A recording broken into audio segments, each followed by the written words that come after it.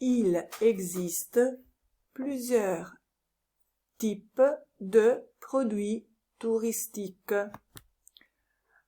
Le plus répandu est le tourisme balnéaire. Il s'agit d'un tourisme de masse. Avec ma famille, je fais du tourisme balnéaire à Diano Marina où on loue un appartement. Après, on fait du tourisme culturel, c'est-à-dire qu'on visite les villes artistiques, les musées et les monuments historiques. Avec ma famille, je fais souvent du tourisme culturel. J'ai visité Rome, nous sommes allés en voiture et on dormait dans un appartement. Cette année, nous sommes aussi allés au carnaval de Nice. Après, il y a le tourisme vert. C'est le tourisme fait dans la nature, en campagne, à la montagne, au lac. C'est très important le respect de l'environnement.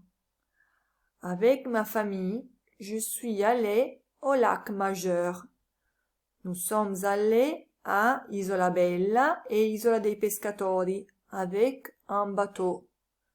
J'ai aussi fait du camping à la montagne dans un refuge. J'ai fait aussi du tourisme sportif. On a fait du cheval et du canoë. Un autre type de tourisme est le tourisme linguistique et voyage scolaire. Ce type de tourisme concerne surtout les étudiants. Il s'agit de voyages pour apprendre une langue étrangère et faire des visites culturelles. Par exemple, ma sœur est allée à Montpellier pour apprendre le français. Le matin, elle faisait des cours de français et l'après-midi, elle faisait des activités où elle visitait la ville. Après, il y a le tourisme de santé ou du bien-être qui concerne les cures thermales et le bien-être. Près de Cuneo, nous pouvons faire du tourisme de santé aux thermes de Lurisia, thermes de Valdieri, aux thermes de Vinadio. Après, il y a le tourisme sportif. Le tourisme sportif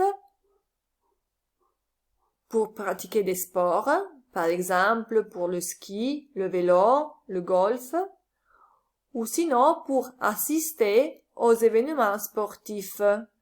Par exemple, un match de football, Roland Garros, le tournoi de tennis, ou le Grand Prix de Monte-Carlo.